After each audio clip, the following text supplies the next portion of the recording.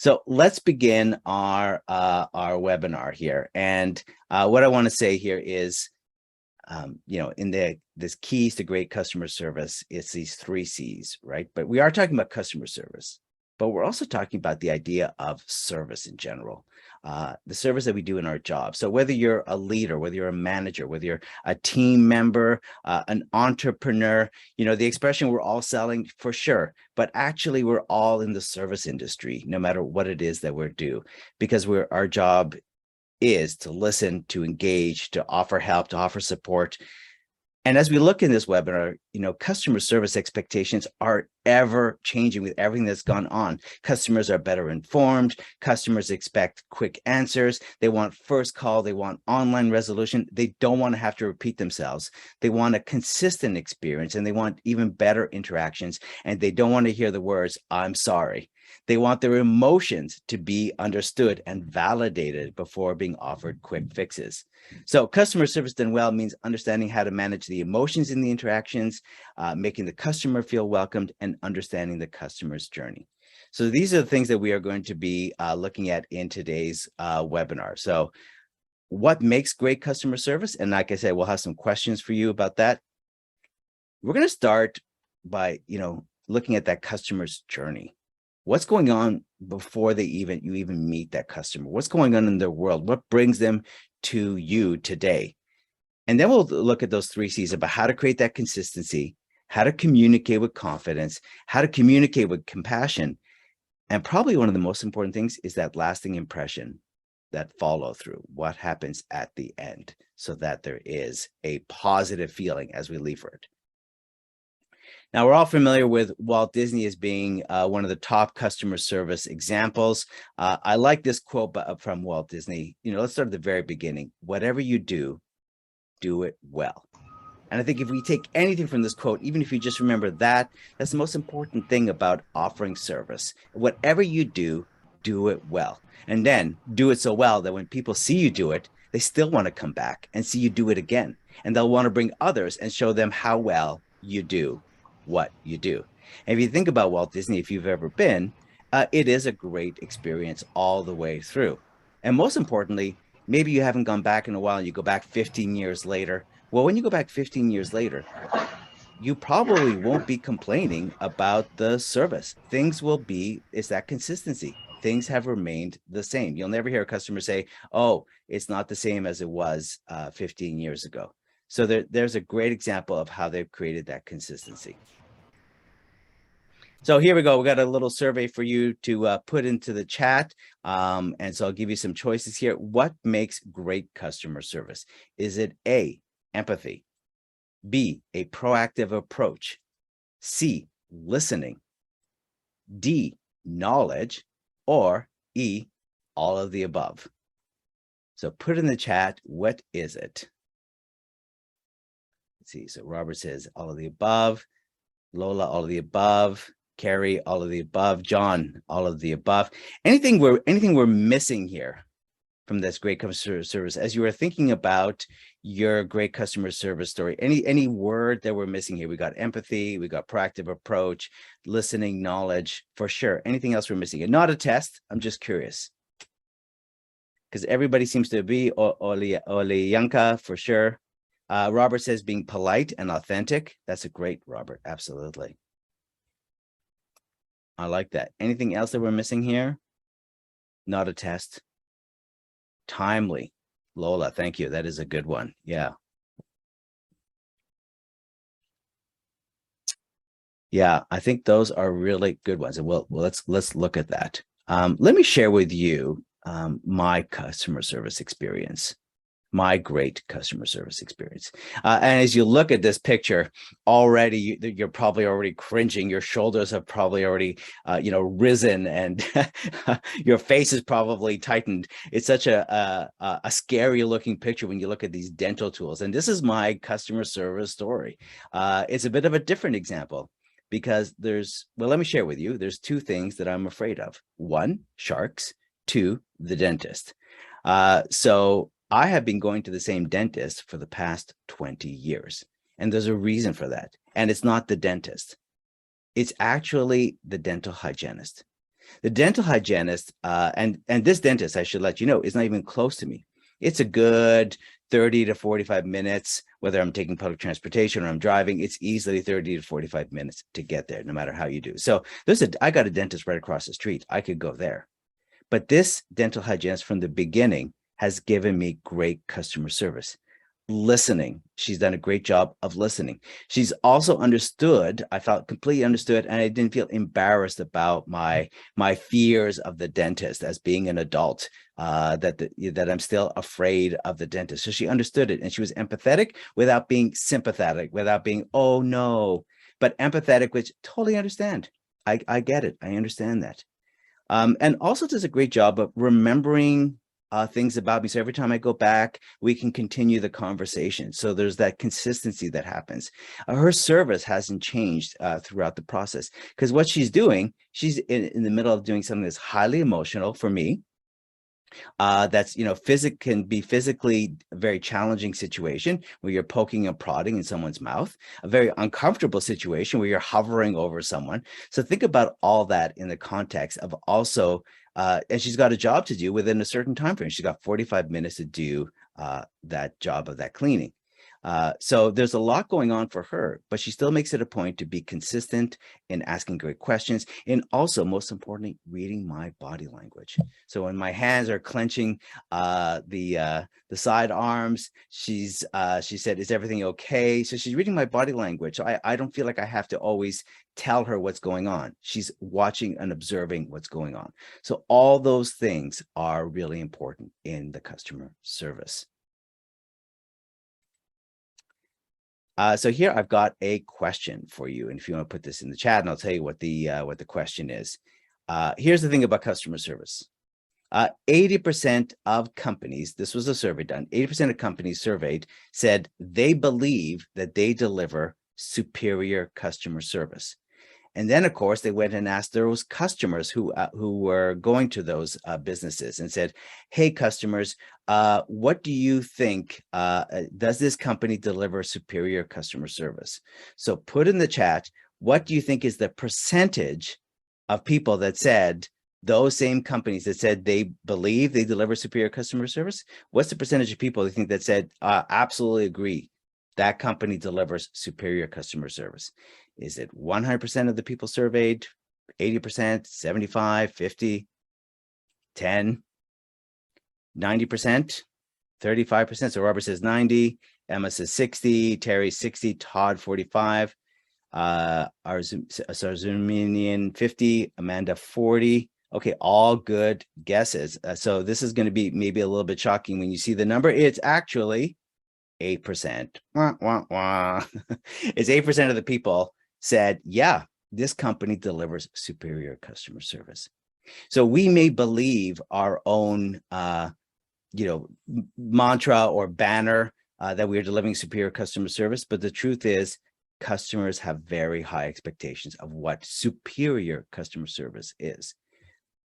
A bank that we worked with, interestingly enough, for the past 20, are celebrating their 25 years, has 25 years of being ranked number 5 in customer service. So being ranked number 5 in customer service. And it's interesting because when you go into the branches, they have a big banner that reads, "How may I give you excellent customer service today?" And they've got even buttons that said, "My job is to provide you excellent customer service." Yet they continue to be ranked number 5 in customer service. They needed some help, obviously, on closing this customer service myth that they believe that they're doing it because they put up the banner and they're wearing the button, but it's still the front line, the person who's dealing with it, and maybe not putting in place some of the skills that we're going to talk about. And it starts with this. It starts with the customer's journey. So let's change our thinking here a little bit and look at the customer as being one of us, a 3-dimensional person. And if you think about it, the interaction starts where the service representative meets the customer. But let's think about the customer a little bit differently here. Let's think about who's the customer's customer. In other words, what brought them there to that moment to meet that service rep? Was it for themselves? Or was it for a family member? Was it for a friend? Their customer might be even a need that they had. So thinking about that, it's not just the customer who's coming in to meet the service rep at that moment, but it goes a little bit deeper. Who's the customer's customer? What brought them in, and what story is going on for that customer? And see, these are some of the stories. So maybe that customer came in and it was buying a wool sweater. So it was maybe for necessity. It was for warmth. They really wanted a warm sweater, and that was the necessity. But it could have also been for a family member. Maybe it's a parent coming in to buy a wool sweater for a family member, or for their child, or for a brother or sister. So they're coming in for a family member. And what's involved with that? Are they worried about finding the right size? Are they finding about the right look? You know, all this stuff is going on inside their head when this is happening, because they're thinking about their customer. Was that sweater for a job? They were like, okay, I need a nice sweater for the job. And then they're thinking about what could, what's the culture of the place I'm going to go look at for that interview, or what's the culture of the place where I'm going to work, and how will this sweater fit in? Is this too loud? Is this the right fit? And then potentially, is this sweater a luxury item? And maybe it's a gift. It's something really special. It's a special gift. Or maybe it's a luxury. They're finally going to spend some money on themselves, on yourself, and it's a luxury item. And then finally, maybe it's just about ease. I just need a sweater, and I need it quick, and I need it maybe cheap and cheerful, as they say. So thinking about all the different reasons why a customer might be involved in that interaction just might help us when we're in that service side, when we're near the side, to be more curious about that person, about their story, about their journey. Because at the end of the day, what as a customer want is that they want to be understood. They want to feel welcomed. They want to feel important. They want to feel comfortable. And let me just ask you now, are there other things that your customers want? So put in the chat. So your customer wants to feel understood. They want to feel welcome, important, and comfortable. Anything else are we missing here again that your customer might want? And again, thinking about going back to that dentist, did the dental hygienist, she made me feel understood about what was going on. My journey of the dentist, my whole story going on, made me feel welcomed without making me feel embarrassed about my situation. Made me feel important that she remembers the stories and we're able to continue the conversations. And of course, making me feel comfortable, she reads my body language. So thank you, producer Melanie. Yeah, a customer also wants to feel safe. Absolutely. And I think that kind of goes in with, that's a good summary of everything about understood, welcome, important, comfortable, is to feel safe, to be able to share that story, what's going on, I think is so important. And so looking a little bit more about what the customer wants, we're going to share with you a feedback that came in about what customers want. And I see here there's a couple more answers coming in. Claudette says, feeling satisfied. Yeah, they felt heard and understood. So they feel satisfied with the experience, and going back to what they wanted to accomplish, that they feel that this has, checked off a huge box on that. So that's great, Claudette. Thank you. So let's look at this survey here, and then we're going to pop it all up here as to what it is. So in a recent survey, customers were asked, what's important to you? And so they said, basically, that they want to see that there's enhanced customer service training. Sometimes you go into a place and you wonder, are these people actually getting customer service training? So they want to see a strong customer service culture throughout, like that this is important. And when you think about your great customer service story, you might think about maybe it was a certain business or a certain enterprise or a certain company, and there was, no matter what touch point you had, there was that next one, that consistent experience across all channels, because there was that number one, there was that strong customer service culture throughout. So that if you did it online or in person or on the phone, if you still use the phone, that there was a consistent experience all the way through. First contact resolution. So complete customer request right there, but before that you've been sent to speak to somebody else or transferred to multiple different places. You want to be able to you don't have to repeat your story. Customers don't want to have to repeat their story, which means minimizing customer effort. So make it as simple as possible for the customer, even if the process is complex behind the scenes, and follow up and follow through. What's going to happen next is so important. Again, with you, I'll share with you a not so great customer experience. Now, interestingly enough, it was resolved, but how it left me feeling did not leave me feeling resolved. I was recently traveling to the States, you know, with your mobile phone, you've got this thing called Easy Roam, which is when you land, you get it. I got the text that said, "Hey, you're now in the States. Use Easy Roam." In a nutshell. Okay, I needed it because I was going to be in some areas that wasn't going to have Wi-Fi, and I needed to have access to my phone to emails and directions, etc. Now, while I'm making my way from getting off the plane to going to to exiting the airport, I'm getting all these messages from saying, whoops, from the mobile company, from that I am receiving overusing my data. And I'm like, how is this possible? I have Easy Roam. And then, so of course, I get on the call with the rep, because now it says I've got $100. I've exceeded my data. I'm at $100, and all the data is frozen. And then I'm getting message, and now I've gone on, switched on to Wi-Fi at the airport, and now I'm getting all these messages from my family members, because we're all on the same plan, and going, "Hey, I can't use my phone. It's frozen. It's not accessing data." So there we go. There's my customer's customer. My whole family is now on it. Plus, I have to be at this conference to deliver something, and I'm trying to get there as soon as possible. Now, what happened was a lot of these things did not happen. The person was very polite, was very pleasant, but they were obviously following a script. And every time I said things, the information was not being repeated properly. They were still just trying to follow their checklist. And so we spent maybe 30 minutes because I didn't feel that I was being heard and understood. I was just trying to explain, I thought I had Easy Roam. It looks like it's not operating. I need this $100 taken off, and I need Easy Roam applied. To me, it sounded very simple. The other person made it sound very complicated and didn't understand that I was in a rush, that my family members were wondering what was going on, that we were worried about a bill going up. And most importantly, I was trying to get to this conference and wondering why things were not working out. So it was resolved. But the most important thing is, did I feel satisfied? No, because I did not feel heard. I did not feel understood.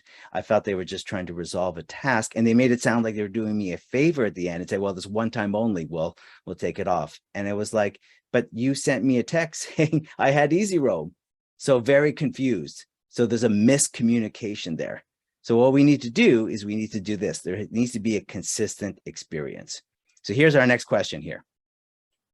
What's the difference between service and hospitality? So put that in chat. This is a tough question. What's the difference between service and hospitality?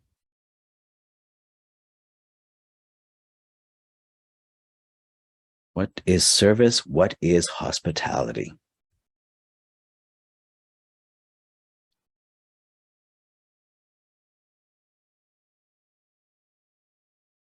Because often we think of the two together. Oh, I'm offering great service. I'm offering great hospitality. But yet they're two different words. When they're combined, it's great. But what's the difference? Well, let's take a look. Service is basically kind of like what our mobile representative did. It's what they did for someone. They were offering a service. Hospitality is how you make someone feel. You think about that. Oh, this person was very hospitable. It's how they made us feel. Yeah, how you treat that person. Service, as Robert says, is you're helping someone with something. Hospitality is going over and above. Yeah, and Todd, hospitality takes care of the whole person. Service just takes care of their needs. Some great definitions here. I really like that. And that's exactly it. When you think about that mobile experience, the service was correct, but the hospitality was missing.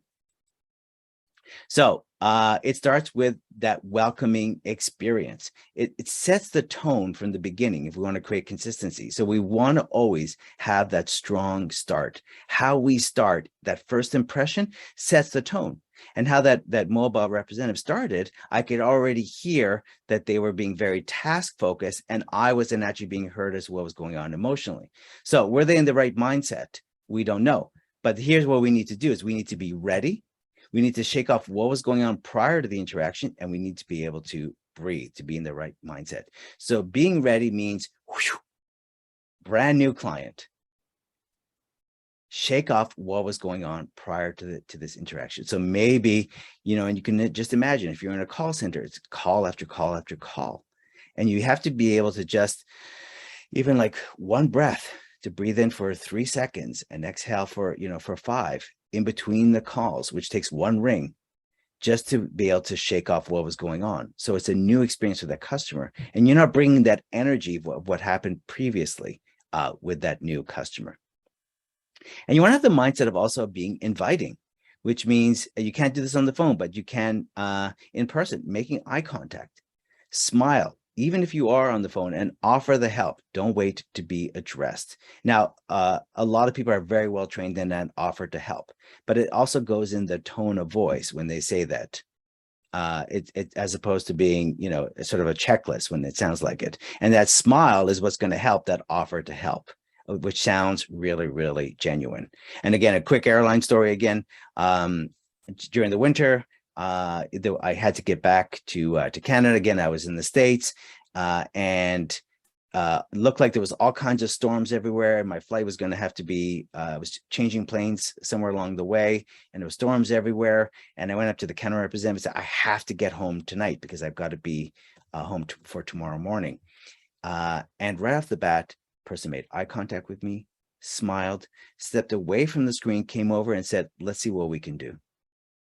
And I believed it. And that was an offer to help. And that genuineness, and that came up earlier in the comments about authenticity, so important. And the checking the body language, yours and theirs. So even if you're online and you're answering someone or you're dealing with someone, what's your body language like? Are your shoulders tense? And as I say that, I relax my shoulders. Is your face tense? Relax your face. And checking their body language, if possible, if you're in person. Can you see what's going on? And this is the power that you have, is the power of neuroscience of great service. And one of them is called oxytocin. So this is the power that we have when we deliver great service. Oxytocin is what they call the feel-good chemical in our brain, or the love chemical. And it happens often when if you're with a newborn baby, or you're with a pet, and it just triggers something in you. It just right off the bat, it's just unconditional love. You just feel good. Well, everything that we just said before has the possibility to trigger that in a person, to release the oxytocin in them, to speak to that feel-good chemical. Eye contact, smiling, listening, all those things can trigger that feel-good chemical. So know that even if the person is not saying anything or responding, that this is the power that you have in delivering great customer service. And the beauty of that is that it then triggers the dopamine, which is the motivational reward. This was good. I want more of that. I want to come back, kind of going back to that Walt Disney quote. I want to come back and I want to bring others and see you do it again. I want to go back to that dental hygienist because it repeats that experience. I want to go back to that airline where the person came out from behind the screen and said, let's see what we can do. It feels good. I want to come back and do that. So let's talk about communication now. So this is great. You've created some consistency in that welcoming. We've off to a great start. How do we keep it going now? By communicating confidently. And so obviously we want to be able to respond professionally, which means obviously being knowledgeable. And these are the soft skills part. Demonstrate understanding, have a positive attitude, be aware of your tone and pace as you speak. And we're going to unpack tone and pace a little bit more.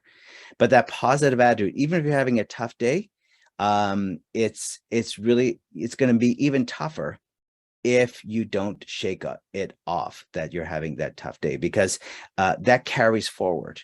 That energy carries forward. Our unconscious is going to take over, and we see that often, and we see this again in a lot of the customer service experiences, that obviously the person just had a bad experience before, and now me as the customer, I'm receiving that energy. So the positive attitude is, blank canvas, new customer, new conversation, new opportunity to create a connection with that customer. Be knowledgeable. Obviously, we want that first contact resolution. And even if you have to take, give me 30 seconds to see what I can do, that's going to help us a lot. So here's another question for you as we go into the chat, please. And communication is made up of 3 parts. So how we receive communication. or when you are communicating, how the other person receives it.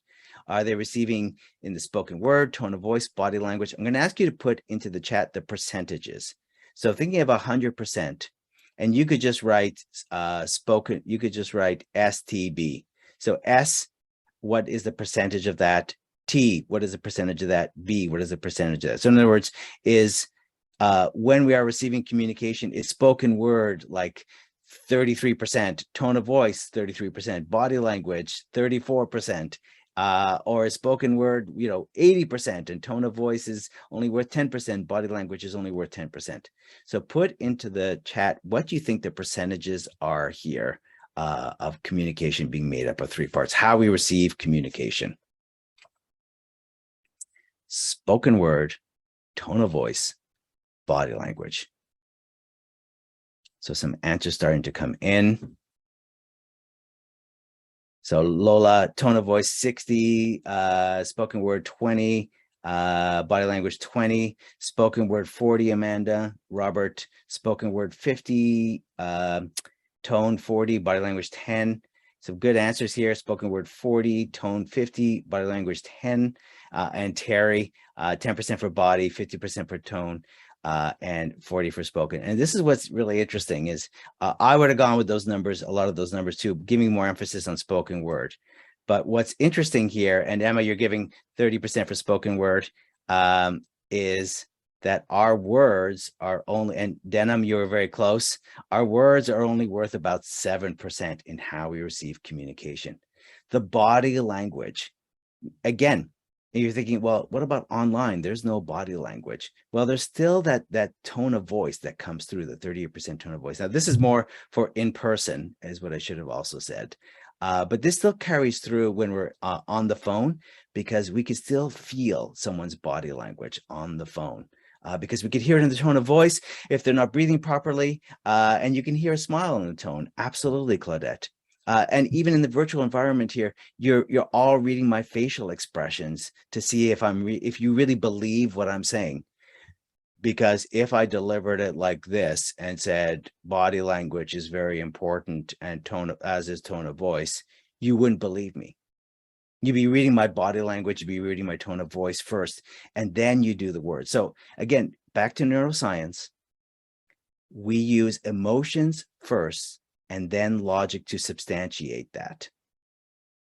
And monotone is so robotic and sounding, and most of us don't sound monotone. Most of us speak fast or we speak too slowly, but we're not putting any change in our pace because often we're multitasking or thinking ahead.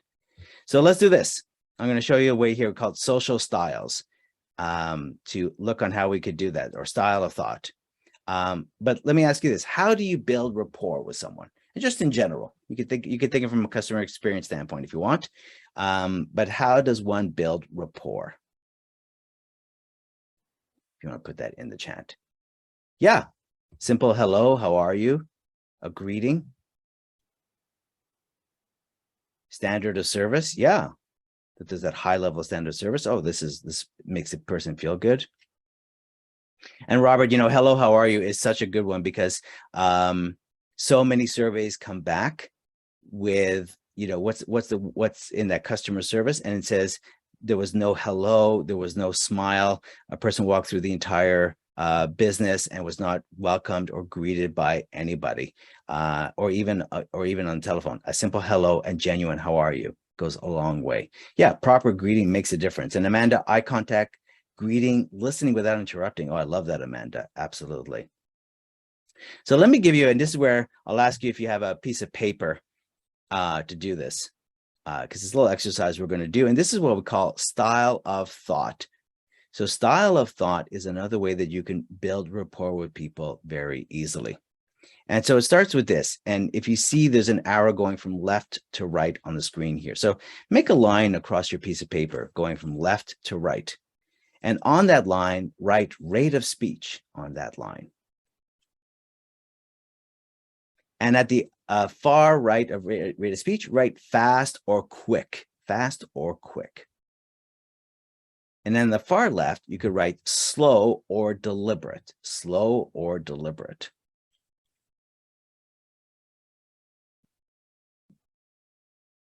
On this right now, put down where you think people would judge your rate of speech when you're in a business setting, because when we're in a personal setting, it's different. But in a business setting, where would people rate your speech? Are you a fast talker, fast thinker, quick thinker? Are you a little bit more on the slow side? So it doesn't have to be all the way extremes, but are you maybe a little bit towards the right of the center, like around where it says speech? Are you on that side of fast? Or are you on where it says rate? Are you on that side a bit more being deliberate or slower? Where do you think people think of you when you are speaking, your rate of speech? And now we got this arrow going from bottom to top. So at the top, we've got logic. So again, very factual based, thinking, think of Spock from Star Trek, very logical. And then at the bottom, we got what they call emotional. And when I say emotional, I'll say also maybe more relationship driven, or you could think emotion. You could even think about, sometimes you'll watch a certain commercial and you can get very emotional at a commercial. So like you're very emotionally driven. And thank you for sharing some of your answers about where your rate of speech is. So Denim, you're on the deliberate, slower side. Claudette is saying centered. But when second language is coming in, then you'll slow it down. And Robert, in between, when comfortable, fast when nervous, slow when unsure of something. Yeah, a bit more thinking. Absolutely. So now the same thing. Put on this up or down arrow here where you think you are at. Are you towards more the logical side? Are you towards the more emotional side? And your business might be where you have to provide logic, but it doesn't mean you are not emotionally or passionate when you're talking about it. So maybe you do talk about logical things, but there's still more of an emotional attachment as you speak to those things.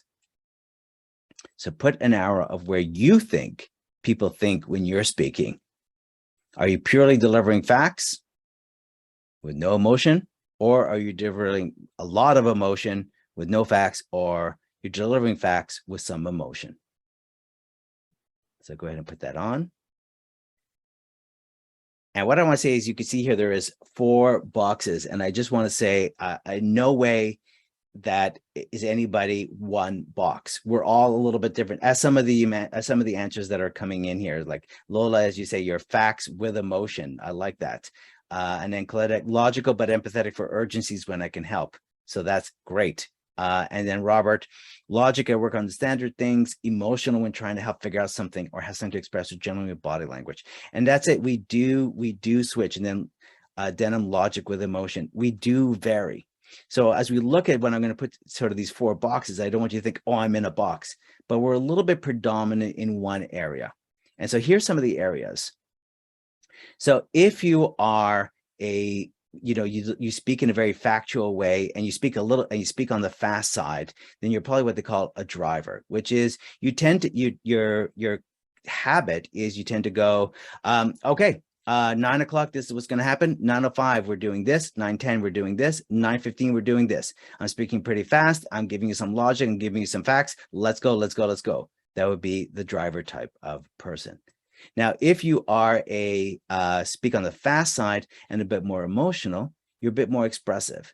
This person might be called a storyteller. So it's like, oh, that's really interesting story. That reminds me of when. So they will share emotions, they will share stories, and they'll speak pretty fast because they're very passionate and very emotionally driven. If the person speaks a little bit more deliberate, they're more process oriented. They're speaking slower because they're thinking, they're analytical. They think before they speak. And I'll share an example of that in a second. And then the last one is amiable, which is, let's just say we were all trying to decide where we're going to go for lunch. 50% of us said the vegan restaurant and 50% of us said the steak restaurant. And the amiable person who said, sounds great. So that's amiable, which is speak a little bit slower, more deliberate, very emotionally driven because they feel important when they are part of a group. Collaboration is important. If you can have someone amiable on your team, they will, they just want to be collaborative and get along. but they don't necessarily want to lead. So that's why they're going to speak a little bit more deliberate, slower. The example of analytical is, a lot of people sometimes we're coming in with examples with, oh, in this virtual environment, people are asking me, my boss is asking me, what am I doing? And I panicked, and I sort of just spewed off a bunch of things. And then I realized that it just sounded like jibber jabber. I was speaking really fast, and I was just using emotions like, oh, I'm doing this, and I think I'm doing this, I'm trying that, but they weren't actually facts. They were just sort of general things. And then they realized, well, the person I'm speaking to is very logic and more deliberate. And so they went back the next day and put it in more facts. On Tuesday morning, this is the project I was working on, and spoke slower, more deliberate, and gave a factual example of what that is. Tuesday afternoon, between 1 and 3, I was doing this. Okay, simple, clear, and factual. And the reason I share this is another way to build rapport, which is when the person in front of you speaks a little bit faster, well, then if I'm a bit of a slower speaker, I might need to increase my speed 10%. If that person needs facts, as the example I just shared, then I have to make sure that I'm sharing facts in my thing. And if I'm speaking really fast, I need to slow it down and share those facts with them. It doesn't mean that I need to change, but if I want to be heard and understood, then and for the other person to feel comfortable and to feel safe and to feel engaged, then I'm looking at style of thought, which is logical emotions, and rate of speech to help create that connection. And then this came up earlier. I think, Amanda, you said listen without interrupting. And that's exactly it. Listen for accuracy, not assumptions. Because when we listen, think about this is your customer. When they're listening, 75% of the time, they are distracted, they are preoccupied. And it's not just technology. They're thinking about their customer's customer. They're thinking about, what brings them here. When you think about my story when I was just arrived in the States and I'm trying to get this easy roam going, I'm thinking about all the things that I had to get done. I've got to get to the conference. Why is my family dealing with this data block? Why isn't this person? So I'm thinking about all these things. And then I'm thinking of what questions can I ask to make this process even simpler or more efficient? So we're constantly distracted, constantly preoccupied. And this number has probably even increased in recent days because we've been staring at computer screens and we're so used to that information coming at us so fast. Now, 50% of the time, we'll immediately recall what was said. 20% of the time, we will remember what was said about an hour later. But here's the thing. And this is the thing, think about your customer here. They're going to remember even less if they didn't like the subject or the person. And they're going to listen less if they didn't like the subject or the person.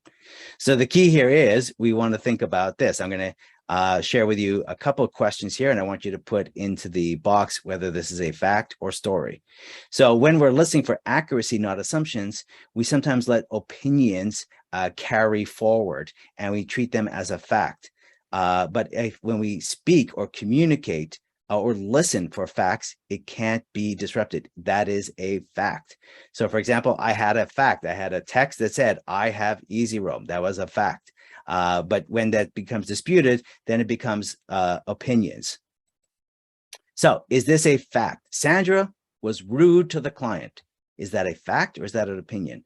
So I'm sharing that with you. I'm coming up to you and going, hey, Claudette, just want to let you know, Sandra was rude to the client. Is that a fact or is that an opinion? So just put F or O. So we're getting a couple of mixed answers here. We're getting a lot of opinions. And we got one person who said fact, or a couple who said fact or opinion, depends situation. Well, here's the thing. Here's how we can define it if this was a fact or a story. It's very simple, which is, what is the definition of being rude? How could I make that more factual if I was to saying that? I could have said, because that's my version of Sandra was rude to the client, and maybe my values. Maybe I could say, Sandra, when the client asked this question, Sandra walked away and did not answer the client's question. Well, then that becomes obvious and then becomes factual because it happened, a very specific, and I could give a specific description. And that is what makes it, because as you said, Robert, it depends on the point of view. So that's why when we're listening or when we're communicating, why it's so important to be very specific. Randy micromanages their team. Is that a fact or opinion? Randy micromanages their team. Terry, opinion. Maroniak, opinion. Olianka, opinion. Yeah, absolutely. Because what does micromanage mean? Again, how do we define that? Does micromanage mean that Randy likes to check in every day at 3 o'clock? And you consider that micromanaging? Somebody might go, oh, that's great that Randy wants to check in every day at 3 o'clock. You guys always say, is that an opinion or a fact? You guys always say. Oh, definitely. It's an opinion because always say it's just obviously. And then the next one, the price is $19.99. Is that a fact or opinion? The price is $19.99. That's a fact. Can't dispute it. That is the price. Can't dispute it. And finally, the customer disregarded my question as stupid. The customer disregarded my question as stupid. That's an opinion. We don't know what the customer was actually thinking unless they actually said those words. The customer said my question was stupid. Then that's a fact because they said it. But how do we know? Because the customer rolled their eyes, because the customer went like that. We don't know. It's an interpretation. So that's why how we communicate is so important. And 33% of clients say efficiently answering questions is the most important skill. So mumbling, long explanations, jargon, just leads to that dissatisfied customer experience. And also when there's opinions that are put into there and not facts, that can add to that as well, because it doesn't seem like it's really very clear. So it's so important to have pitch, pace, pause, which is something that came up earlier about that. And then pitch is the volume of your voice that we want to be, especially when we're on the phone. We want to sometimes speak a little bit louder and sometimes a little bit softer to mix it up or to stress a certain point. And then pace. Sometimes I might need to speak a little bit faster because what I'm saying is not important, but then I'm going to slow it down because what I want to tell you now is really important. And that being said, a pause goes a long way to address or make something really important. So pitch, pace, pause is important. And let's put that in here with our intentions. Can I have a volunteer who would like to take themselves, you don't have to turn your camera on, but someone would like to take themselves off of mute and deliver this line with some different intentions. We're gonna do a little bit of acting. Do I have a volunteer? Melanie, do I have a volunteer? I don't know if I can see everybody. You don't have a volunteer, but I could volunteer if you like. Oh, that would be so great. All right, Melanie, here's your line. Can you just say this line out loud, please? Would you like a taco? Oh, nailed it. Perfect. Now I'm going to give you some different intentions, but you can't change the line. Because again, this goes back to tone of voice, body language, and words only matter very little. So I'm going to give you just the intention behind the line, and let's just hear if we could hear the intention as opposed to what the line is saying. Are you ready? I am ready. Okay. First one is, would you like a taco? Is you are welcoming us all into your house. Would you like a taco? Very nice. Bravo. Very welcoming. Okay, great. Next one is you just heard something and it was very surprising. So you're surprised. Would you like a taco? Yes, very surprised. Great. Sorry. And then last one, you can see I'm uncomfortable here and you're just trying to make me feel better. Would you like a taco? Oh, thank you so much. Oh, I appreciate that. Bravo. Well done, Mel. Thank you so much. Well done. And so there we go. We played with the intentions. There we go. Claudia says, great job, Melanie. Very good. So our intentions are so important. And, you know, the same thing when we're asking questions, that they're open, that they encourage people to talk, that they're getting an opinion from someone. And they could also sound something like, would it be helpful if can we set a time to talk about the changes we're prepared to make? Please tell me more about what you meant when you stated. So those clarifying questions where you don't know the answer, and that's what an open question is. I don't know the answer, and you want to find out more. And absolutely, Mel, you're on your way to Broadway. Next stop. Now, closed questions are not bad. Sometimes we need closed questions because we need to get some information or some data. Can you confirm the date? Can you tell me at what time that happened? We need closed questions. We have to be careful when closed questions, we think they sound like open questions, such as, don't you think? Am I right? Wouldn't you agree? Because those are really closed questions and they become leading questions. So to be careful when we ask questions that we're not trying to be manipulative, such as, wouldn't you agree? Don't you think? Comes up so often. And then our final piece here is around communicating with compassion. So we look at these, and again, as we saw that picture about the dental thing, familiar situations here, dissatisfaction, wronged, misinformation, expectations haven't been met. So it's important to ask ourselves, do we react or do we respond? Do we react or do we respond? Reaction is that right away feel like we have to solve the problem, and so we let our emotions take over and we react right away. Respond is counting to 2. Remember that welcoming, that shake it off is that response, 1, 2. And you're giving a 1, 2 is you're giving yourself the time to go, how do I want to respond versus how do I want to react to this? How do I want to respond? How can I address the situation to not make it personal? How can I address the situation to make the person feel heard or understood or welcomed? And it's that 1, 2, as example, that mobile service rep was continuously reacting and not responding. They didn't take that 1, 2 to really hear what I was saying. So the stop is this, is stop what you're doing, take a few deep breaths, observe your emotions, because, what are you feeling right there? Just take a second and go, oh, I'm feeling anxious about this. And that will help you with your fight or flight mode. And then proceed as you go forward. So stop stress in its tracks. And the most important thing is catch your breath. All right, I'm going to go here and I want to talk to you about empathy. And then we're going to talk about the follow through. And empathy is important in service. How important do you think empathy is in service? Like 100%, 90%, 80%, 70%, 40%, 10%?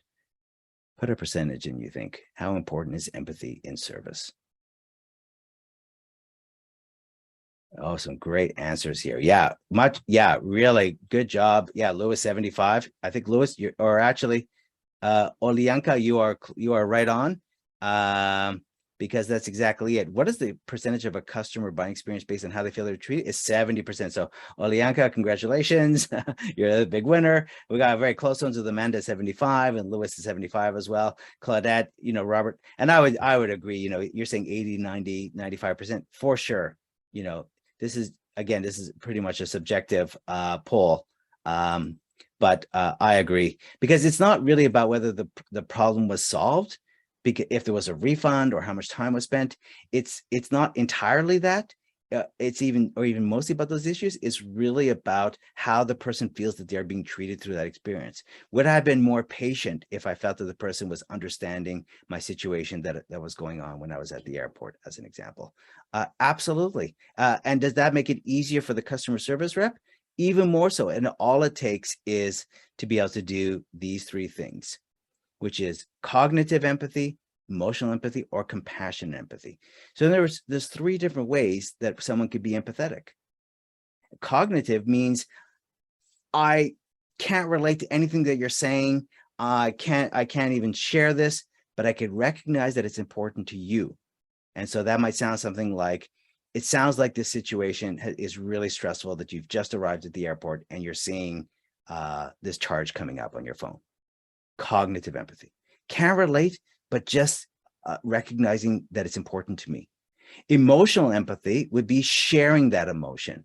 Oh, if I had just landed and saw the discharge, I too would be pretty stressed about that, or I would be pretty frustrated to be able to see that. So absolutely. And then compassionate empathy doesn't always happen in business, but compassionate empathy is like, it comes from down here. It's what can I do to help? And that is the compassion part. So We're not often going to have compassion in our work, in our customer service, and we're dealing with quick interactions. But the compassion means even to just be cognitive or emotionally empathetic as we go through. So as we tail off here, and we want to get some questions as well, I want to just talk about the follow through here. So our final step here in the follow through is to be able to paraphrase all of what you understand and transition. This is what I hear is important to you. Ask before telling, get their ideas first. So based on that, do you have anything in mind? Because again, customers have done a lot of research. They want to feel empowered. I knew I had easy roam. This was confusing. So ask me to be involved in that. Here's what I'm thinking. What do you think in that brainstorming options? And then what are the next steps going to look like? When will that charge be removed, as an example? And then is there a website, an email, or your contact if helpful? So we're going to take some questions as we go through.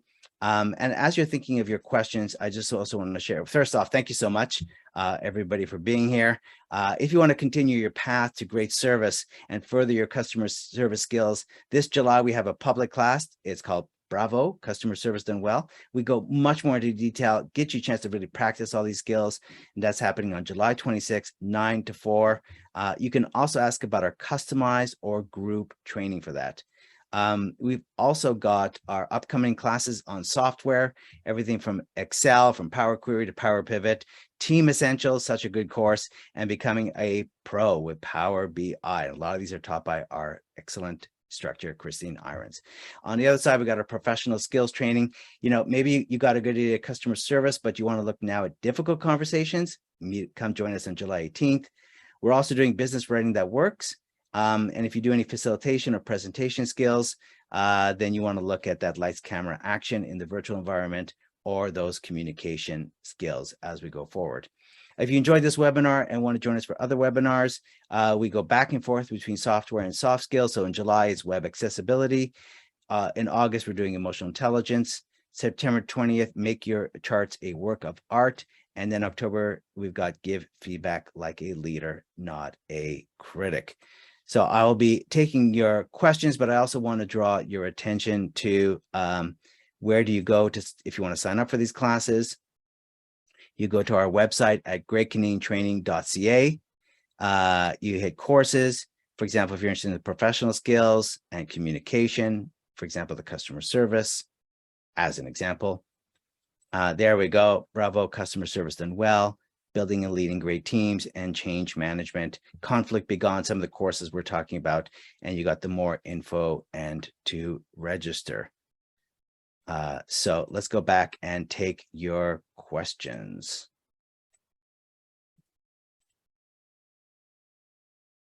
Thank you, Claudette. Thank you so much for that. So very much appreciated. That's great, Claudette. Thank you. And Denham, I see that you were going to say 70%, but Olianka beat you to it. That's great. Any other questions about customer service or anything that we saw here in this webinar?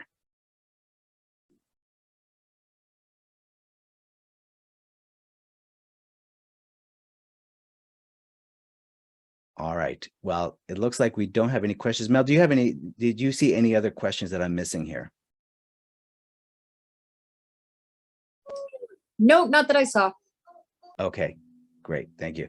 Well, Coletta says so this was very helpful. Terry, thank you. This was very clear. All right. Absolutely, Dennis. At the end, ask, is there anything else you could do to help with? Absolutely. That's part of the follow through. Thank you for your time, Amanda, and Vaillancourt. Thank you for your time as well. Thank you for joining us today on the webinar. So really appreciate that. Again, this is if you need more information, here you go on how to contact us if you want to look at any of the courses and go on all the free resources that are available. Also, we have a podcast called the Great Canadian Leadership Podcast. I'm the host of that as well, where we talk with leaders and on communication skills. So it's the Great Canadian Leadership Podcast, part of our free resources. We've had some amazing guests talking about leadership, how they've inspired, where did they fail, how did they adapt, and how do they use communication skills to inspire. Thank you, Marina. It's great to hear that there's some great tips and insight. Thank you so much, everyone. All right, I want to be respectful of everyone's time. So I so appreciate that everyone is still around, and appreciate that, and appreciate all of the interactive that was going on. Denim, I thank you a million. Have a great day, you too, Claudette. And thank you, Robert. Thank you for all your input as well. Thank you for that comment as well.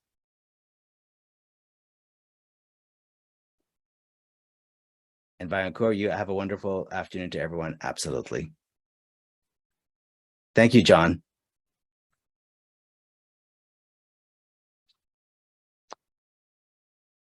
All right, we'll bring this webinar then to a close. Thank you so much, everyone, for all of your participation today.